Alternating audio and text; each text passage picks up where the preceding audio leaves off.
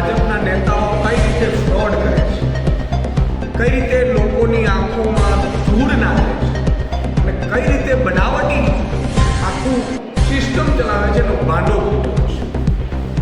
ભાજપના વિસાવદરના જે કેન્ડિડેટ માનનીય કિરીટ પટેલજી કે જેમણે તમે જો એમની આવકમાં જેમણે જે એફિડેવિટ રજૂ કરી છે, એમની આવક એક વર્ષ પહેલા 34,74,000 હતી, એ વધીને સીધી 1,42,00,000 ઉપર બીજા વર્ષે આવક થઈ ગઈ. ભાજપવાળા વાત કરતા હતા ખેડૂતોની આવક ડબલ કરવાની અને પોતાની આવક જે 4 ગણી કરવા માટે મથામણ કરે છે. રૂપિયા ક્યાંથી આવ્યા છે, કયા ધંધાઓમાંથી આવ્યા છે, શું આ ખેડૂતોને લૂંટના રૂપિયા છે, શું આ મગફળી કાંડોના રૂપિયા છે, શું આ બધા જે વ્યવસ્થાઓ કૌભાંડી કરી અને નાણાં બનાવેલા છે, એ પણ એક લોકોના મગજમાં એક ચર્ચાનો વિષય છે. માનનીય કિરીટભાઈ પટેલને મારે કહેવું છે, ક્યારે પણ એફિડેવિટ જ્યારે આપવામાં આવે છે, જ્યારે સોગંદનામું કરવામાં આવે છે, ફોર્મ ભરવામાં આવે ત્યારે ઉમેદવારે કેસની માહિતી, પોતાની વિગતોની સંપત્તિની માહિતી, પોતાની પાસે રહેલી કાર સહિતની માહિતીઓ આપવાની હોય છે. માનનીય કિરીટભાઈ પટેલે આજે તમે જુઓ કે કાર હોવા છતાંય એમણે પોતાના ઉમેદવારી ફોર્મમાં દર્શાવી આ માહિતી લોકોથી છુપાવી છે. લોકો માત્ર લોકોથી નહીં, એમણે ફ્રોડ કર્યું છે. તમે ક્યારેય એફિડેવિટ ખોટી ન કરી શકો, સોગંદનામું ખોટું ન કરી શકો. ત્યારે આજે એક ચર્ચાનો વિષય એ પણ બન્યું છે કે આ અધિકારીઓ છે, જે ચૂંટણી અધિકારીઓ છે, ચૂંટણી આયોગ છે, એ કરે છે શું? એવું પણ વિશે ચર્ચાનો બન્યો છે કે આ બીજી પાર્ટીના હોત બની શકે ફોર્મ રદ થઈ ગયું હોત. ત્યારે કિરીટભાઈ પટેલની સામે ચૂંટણીના જે નિરીક્ષકો છે, અધિકારીઓ છે, યોગ્ય પગલાં લે, નહીં તો આમ આદમી પાર્ટી આ મામલે ચૂંટણી પંચમાં ફરિયાદ કરશે. ત્રીજી વસ્તુ કે એમણે કીધું કે એમણે પત્નીને એમણે 33 લાખની આસપાસની લોન આપી, કેશ લોન. કોઈ પત્નીને થોડી કોઈ લોનો આપે લાખો રૂપિયાની, એનો મતલબ એ તો ક્યાંકથી કરોડો રૂપિયાનો વહીવટ બ્લેકનો આવી રહ્યો હોવો જોઈએ કે જેનો ઉપયોગ ક્યાંક ને ક્યાંક દબાવવામાં કરી રહ્યો છે. આ મામલે પણ વિસાવદરની જનતાએ પણ જાણવું જોઈએ અને લોકોએ પણ જાણવું જોઈએ અને આમને યોગ્ય રીતે એસીબીથી માંડીને ઇન્કમટેક્સ ઈડીએ તપાસ કરવી આભારી માગણી છે. બીજું એક ભાષણમાં એમણે કહ્યું કે ખેડૂતોનું એક રૂપિયાનો તમારે ઝેર ખાઈને મરી જવું પડે, ખેડૂતો ખાતર વિના મરી રહ્યા છે, ખેડૂતો મગફળી વેચવા આવે છે, ગટકીઓમાં મરી જાય છે, ખેડૂતોને ભાવ નથી મળતો એમાં મરી જાય છે. તો ખેડૂતો મરી રહ્યા છે, ખેડૂતોને મગફળી કાંડો કરીને જૂનાગઢમાં તમે બધાએ મારી નાખ્યા છે અને આવી રીતે ખોટું ફૂસલાવીને રડવાના ધંધા કરવાનું બંધ કરે. વિસાવદરની જનતા બહુ હોશિયાર છે, એટલે જ ભાજપને ઘૂસવા નથી. ફ્રોડ ભાજપિયાઓ છે બધા. તમે જુઓ ઓફિશિયલી ફ્રોડ કરો છો તમારા. અચ્છા, માનનીય કિરીટ પટેલજી એવું કહ્યું કે હું થોડા દિવસો જ બાકી છે, એમાં હું લગભગ પેરિસ જેવા વિસાવદરના કામ કરું તો જ, નહીં તો ધારાસભ્યને રાજીનામું આપું. તો ભાઈ તમે 10 વર્ષથી ભાજપના પ્રમુખ છો જૂનાગઢના અને તમે દબાઈ જાવ એટલા ખાડા પડ્યા છે. પ્રજાને કોને મૂર્ખ બનાવો છો?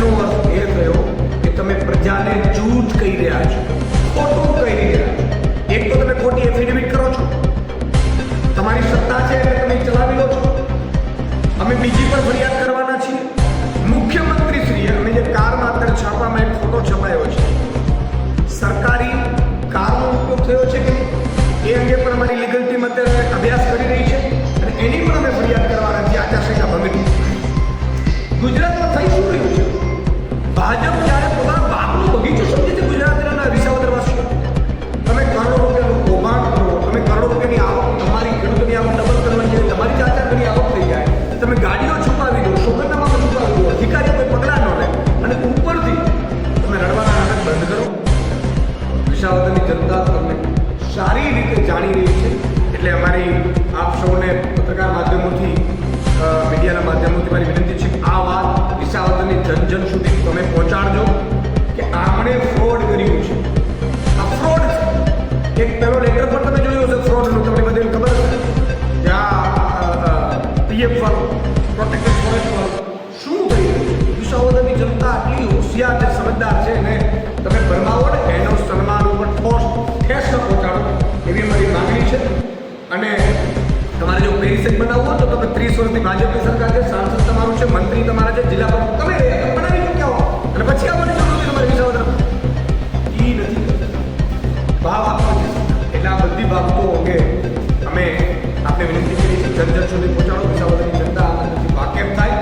અને ચૂંટણીના જે અધિકારીઓ નિમાયેલા છે એમને મારી વિનંતી છે કે વિસાવદર પગલાં લેવામાં આવે અને અમારી લીગલ ટીમ પણ જરૂર પડે ચૂંટણી આયોગમાં આ અંગે ફરિયાદો કરશે.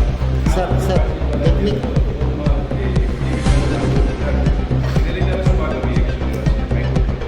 એનો પણ અમારી લીગલ ટીમ છે અભ્યાસ કરી રહી છે. અમે મલ્ટી લેવલે એમ આપણે ચર્ચા કરી રહ્યા છીએ. જરૂર પડે અમે અદાલતનો પણ સહારો લેશું. આમાં પણ અમે ચૂંટણી આયોગને ફરિયાદ. મારું નામ રાજુ કરપડા, આમ આદમી પાર્ટી કિસાન સંગઠન પ્રદેશ પ્રમુખ. હાલ વિસાવદર ચૂંટણીને લઈ અને આજે જે મહત્વની પ્રેસ વાર્તામાં આપ સૌ પત્રકારો હું હાર્દિક સ્વાગત કરું છું.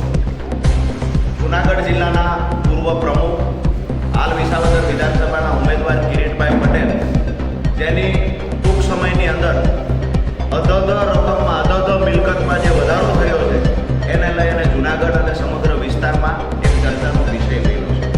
અમુક મિલકતો જે હતી જે સોગંદનામામાં છુપાવી અને જનતાની આંખમાં ધૂળ આંજવાનું જે કામ કરવામાં આવ્યું છે, આ તમામ મુદ્દાઓને લઈ અને આજે અમારા પ્રદેશ પ્રમુખ શ્રી ઈશુદાનભાઈ ગઢવી આજે આ તમામ બાબતને લઈને ફોકસ કરશે.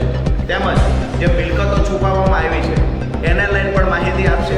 સાથે જ રકમ છેલ્લા અમુક વર્ષોમાં એની પાસે શું હતું અને આજે કેટલા કરોડ રૂપિયાનો આસામી બની ગયા છે, આ પૈસા ક્યાંથી આવ્યા, કઈ કઈ જગ્યાએ મિલકત છુપાવવામાં આવી છે, કઈ કઈ જગ્યાએ એને કેવી રીતે પૈસા કમાયા છે, આ તમામ સવાલોની સાથે પ્રમુખ શ્રી ઈશુદાનભાઈ ગઢવી આગળની માહિતી આપને આપશે. પણ જરૂર પડે ચૂંટણી આયોગમાં આ અંગે ફરિયાદો કરશે. સર એક મિનિટ.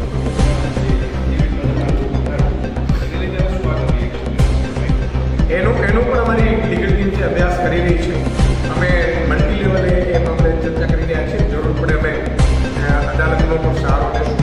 આમાં પણ અમે ચૂંટણી આયોગને ફરિયાદ કરીશું. અમારી લીગલ ટીમ છે એ કરશે અને જરૂર પડે અમે અદાલતનો પણ સહારો લેશું.